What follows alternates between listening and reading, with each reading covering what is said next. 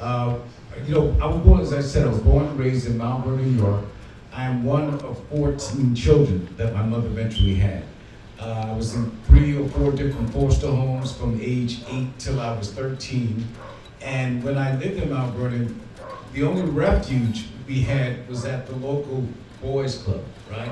I'm a boys club head.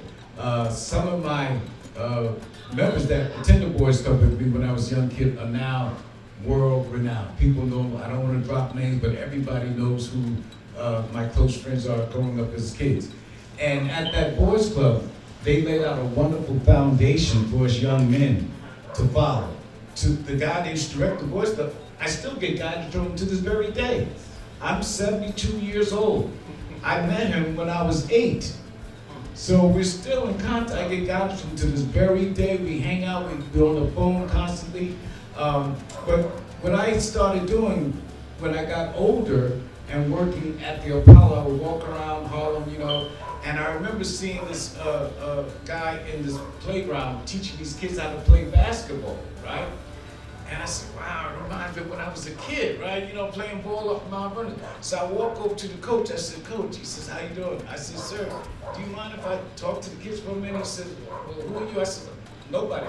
Can I just share something with the kids, He says, go right ahead. So I started talking to the kids about camaraderie, about teamwork, about respecting one another, about their hygiene after they finish playing. Go home and wash that ass, take a shower, So I started, he says, man, I'm here to teach them how to play basketball, but these are things that they need to hear. So I said, well, how do you run this program? He says, well, we charge the families a little bit to teach the kids. I said, man, you need to become a non-for-profit. So I showed them how to become a non-for-profit. And then when I came out with my book, I said, well, I'm going to donate some of the proceeds to this organization. I've been doing that for 9 years. Then I got involved with a group, and that basketball team is called Playing on the Edge Basketball Program. They're in Harlem. Then I got involved with a group out here in Brooklyn called BALLA.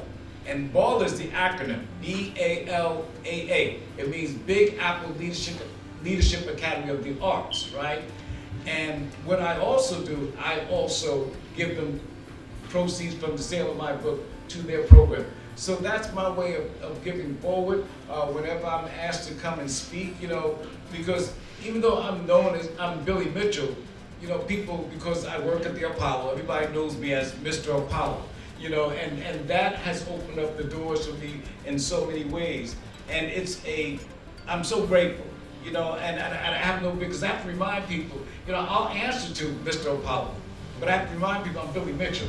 I don't trip over that name. That was a job. It still is my job. I've been able to meet some incredible, so-called celebrities in my time at the Apollo. Imagine I came there to run errands when I was 15 years old.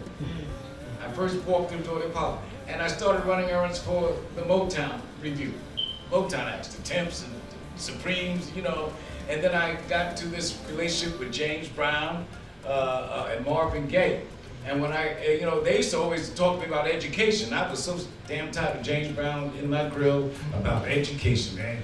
And he would sit me down, he would, do you know how important it is? He would yell at me, and times, he would ask me, how you doing in school? And I always lied and told him I was doing great.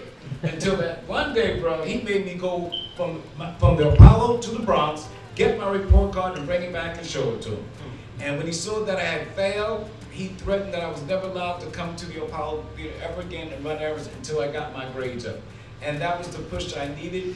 And I went back to school. I started, raising my hand because I was bullied a lot. When I moved from Mount Vernon to the Bronx, I wasn't dressing like everybody. I was through my whole junior high school. I was known as Stinky Boy because we didn't keep our hygiene together. That's how I was raised. My mother had all these kids, man.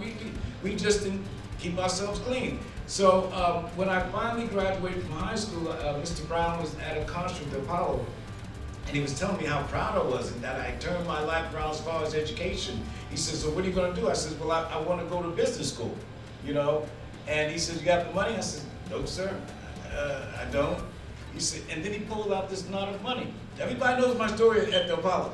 And he gave me the money along with the money that I saved from Marvin Gaye, and I enrolled in a business school, and I started working on Wall Street in the fashion industry. That was from the 70s until the 80s, and then I left that world because I didn't like the way Europeans were talking to me, because I'm a very proud, African, and I would clap back, next thing you know, they were showing my behind, I was like, you're fired. And I left the door with the finger up, I'm out of here. And then when Percy Sutton reopened the Apollo in 1984, I was offered a job as an usher, and then they gave me opportunities. I've held literally every position in the Apollo Theater over the years, and that's why the children of Apollo started calling me Mr. Apollo. I've never called myself that, ever, to this very day. I never walked in and said, how you doing, I'm Mr. Apollo. No, I'm Billy Mitchell. They call me Mr. Apollo, and that's why I named the title of my book, They Call Me Mr. Apollo. So, but I give back to the community, and it feels good to give back, because there are kids watching you, brother. There are kids watching me, there's kids watching you, and they watch by our example, how we move and things like that. So hopefully we're making a difference. We're not giving up. My man Pop Gaskin, we're going to chop it up. There's some plans that those of us in this room here, there's some things we want to do to make change and make changes. And that's on us. That is that we can't wait for somebody else to do what we need to do for ourselves. So.